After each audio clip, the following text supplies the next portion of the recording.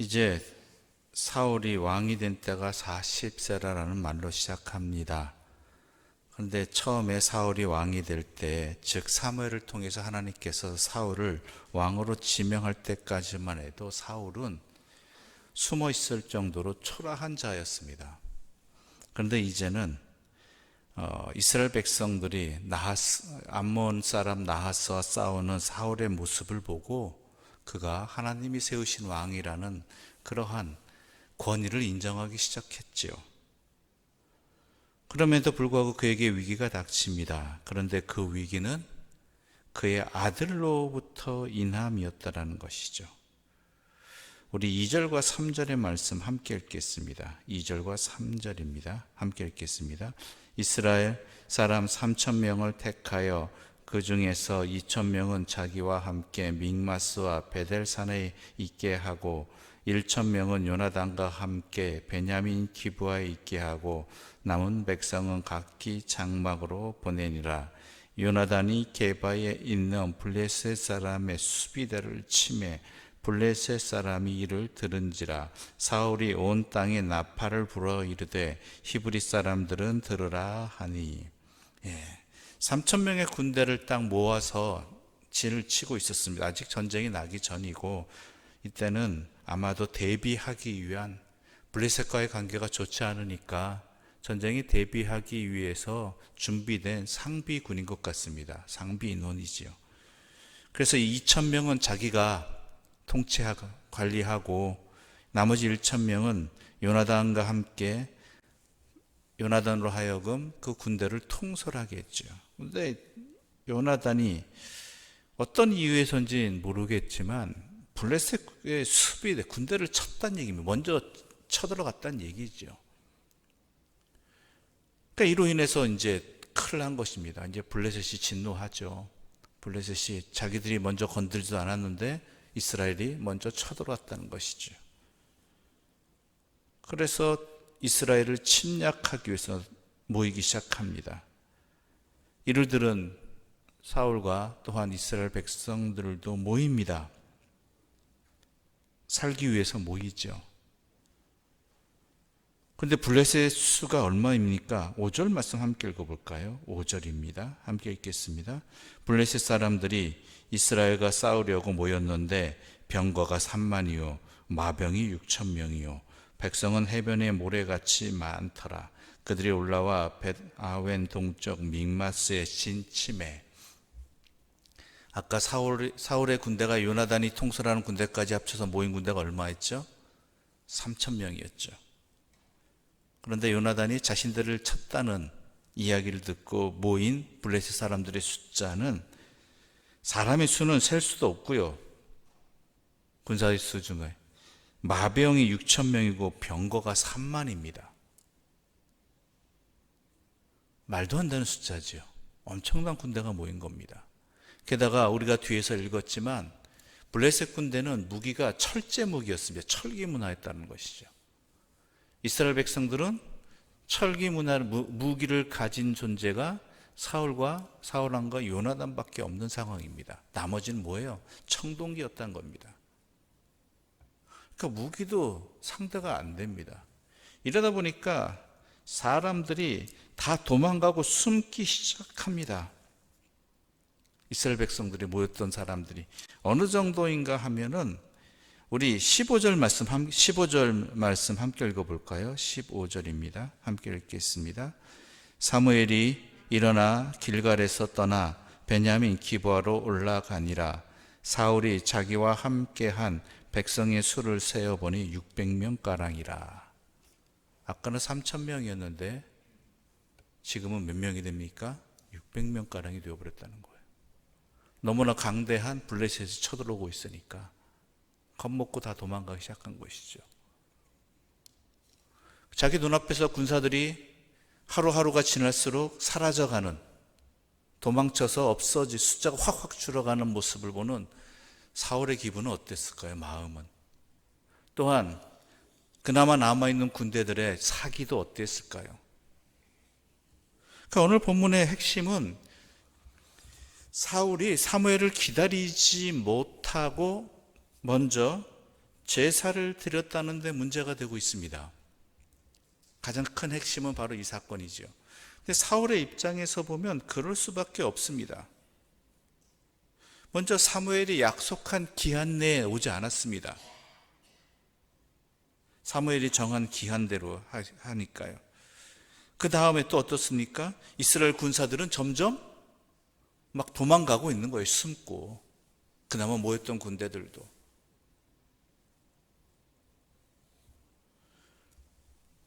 또한 이제 그나마 있는 군대하고 전투라도 벌여야 되는데 이 제사를 안 드리면은 전투가 하나님과 함께 한다는 그러니까 이스라엘 백성들에게 모인 군사들의 앞에서 먼저 전투를 하기 전에 제사를 드린 이유 중에 하나가 뭐냐면 군사들로 하여금 하나님이 우리와 함께 하신다라는 그 사기, 그 은혜를 힘입어서 전투를 벌여야 되는 상황인데 이게 안 되는, 아무리 하나님이 함께 하신다 할지라도요, 이게 군사가 있어야죠. 그러니까 하나님의 도우심도 요청하고 그곳에 모인 군사들로 하여금 하나님이 우리와 함께 하신다는 어떠한 눈에 보이는 증거로서 제사를 빨리 드려서 이 사태를 대처해야 되는데 사무엘이 나타나지 않은 것이죠. 여러분은 어떠시겠습니까? 만약 여러분이 사울왕이라면 날마다 군사는 빠져나갑니다. 블레셋은 점점 쳐들어옵니다. 약속한 날짜, 우리가 약속한 날짜가 되었는데 사무엘은 등장하지 않습니다. 그래서 사울왕은 사무엘을 기다리다가 약속된 날짜와 상황들이 이러하니까 자기가 제사를 드려버리죠. 그러자 사무엘이 나중에 나타나서 하나님의 꾸지람을, 메시지를 엄중하게 전하지요. 우리 13절 말씀 함께 읽겠습니다. 13절입니다. 함께 읽겠습니다. 사무엘이 사울에게 이르되 왕이 망년 때에 행하였도다. 왕이 왕의 하나님 여호와께서 왕에게 내리신 명령을 지키지 아니하였도다. 그리하였더라면 여호와께서 이스라엘 위에 왕의 나라를 영원히 세우셨을 것이거늘. 뭐라고 얘기합니까? 망령되이 행했다고 이야기합니다. 망령되이. 망령되다는 표현이 무엇일까요? 망령되다. 망령되다는 것은 하나님을 잃어버렸다는 것입니다. 하나님으로부터 떠났다는 얘기입니다. 하나님을 생각하지 않았다는 것입니다. 분명히 다 합당한 이유가 맞습니다. 벌어지는 상황들을 봅니다. 그런데 중요한 것은 그것이 자신의 생각과 자신의 판단이었지 하나님의 뜻을 여쭙거나 하나님의 생각을 하지 않았다라는 것이죠. 이스라엘에게 있어서 왕에게 반드시 행해야 될 일들 가운데 하나는 항상 여호와의 율법을 주야로 묵상하는, 머리맡에 두고 묵상하는 것입니다. 이건 뭡니까? 단순히 성경 읽어라 이 개념이 아닙니다. 성경을 책 읽듯이 해라라는 얘기가 아닙니다. 항상 여호와 하나님의 뜻을 살피고 구하라는 것입니다. 모든 것 가운데. 상황이 이러하고 형편이 저러하고 이런 것들이 다 판단되고 있지만 그 모든 것들을 하나님의 뜻 안에서 바라보아야 하는 것이 이스라엘의 왕의 역할이고, 하나님의 뜻을 구하는 것이 왕이 해야 될 의무이고, 바로 그것은 이스라엘 백성들이 해야 될 모습인 것이죠. 단순히 제사를 기다리라고, 왕의 하나님의 사람을 기다리라고 이야기한 것이 아니라 하나님의 계획과 하나님의 뜻을 믿고 거기에 믿고 따라야 한다는 것이죠. 우리 하나님은 어떠신 분이십니까? 이미 사사시대에 우리가 이스라엘 백성들을 향해서 증거들을 남기지 않으셨습니까? 300명의 사람들을 데리고도 더 훨씬 더 많은 수십만의 군대를 치신 분이 하나님이십니다. 말도 안 되는 무기로서 모든 것을 물리치신 분이 하나님이십니다. 기도원의 300용사가 뛰어나서 그렇겠습니까? 아닙니다. 하나님이 하셨기 때문입니다. 우리가 기도해야 되는 이유가 무엇입니까? 물론 우리의 소원을 아뢰고 우리의 간구할 것을 구하는 그러한 기도의 내용도 있겠지만 가장 먼저 해야 될 일은 기도는요, 하나님의 뜻을 구하는 것입니다. 성경은 왜 읽습니까? 하나님의 말씀을 왜 듣습니까? 하나님의 뜻을 제대로 알아듣고 분별하기 위해서 아니겠습니까?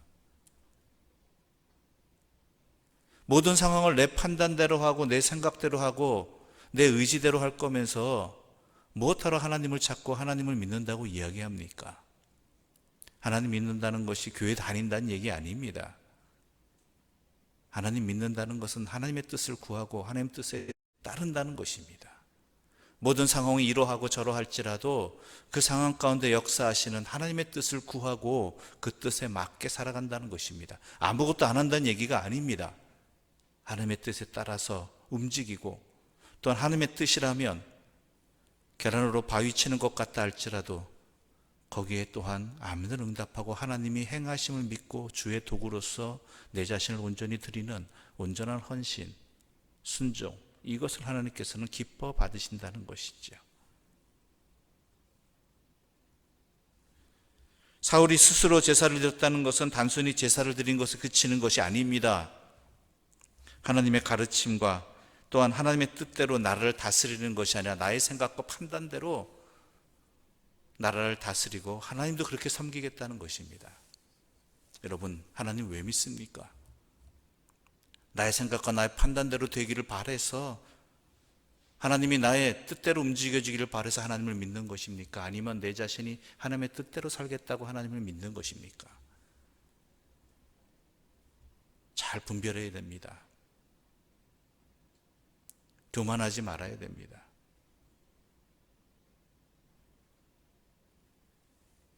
그래서 항상 깨어 있어야 한다라는 것이죠. 여러분, 물론 상황은 어렵고 우리 연약한 우리들은 두렵습니다. 하지만 명심하십시오. 우리는 하나님의 자녀입니다. 이 세상은 하나님께서 다스리시는 세상입니다. 그렇다면 우리가 의지해야 될 분이 누구이고 따라야 될 분이 누구인지, 또한 이 시대를 정확히 판단하고 이 상황을 정확히 분별할 수 있는 분은 누구인지 제대로 알고 우리가 여호와 앞에 설 수 있는, 여호와께 구할 수 있는 하나님의 사람들 되시기를 간절히 소망합니다. 기도드리겠습니다. 하나님 아버지, 감사합니다. 오늘 우리에게 이 말씀을 주셔서 두렵고 떨리는 상황 속에서 우리가 혹여나 범하지 말아야 될, 아니 진정으로 행해야 될 것이 무엇인지 알려주셔서 감사합니다. 먼저 하나님의 나라와 의를 구하게 하여 주시옵소서. 아무리 두렵고 떨리는 상황이라 할지라도 하나님의 뜻이 어디 있는가를 먼저 주 앞에 기도하며 주의 말씀을 묵상하며 분별하게 해주시고, 오직 주 여호와 하나님을 의지하며 주의 뜻에 따라 선택하고 순종해 나가는 믿음의 사람들로 살아가게 하여 주시옵소서. 그럴 수 있도록 우리에게 주의 성령을 허락하여 주시고, 그 성령의 이끄심을 통해서 용기와 또한 믿음도 허락하여 주시옵소서. 이 모든 말씀 예수님의 이름으로 기도드립니다. 아멘. 하늘에 계신 우리 아버지, 아버지의 이름을 거룩하게 하시며 아버지의 나라가 오게 하시며 아버지의 뜻이 하늘에서와 같이 땅에서도 이루어지게 하소서. 오늘 우리에게 일용할 양식을 주시고 우리가 우리에게 잘못한 사람을 용서하여 준 것 같이 우리 죄를 용서하여 주시고 우리를 시험에 빠지지 않게 하시고 악에서 구하소서.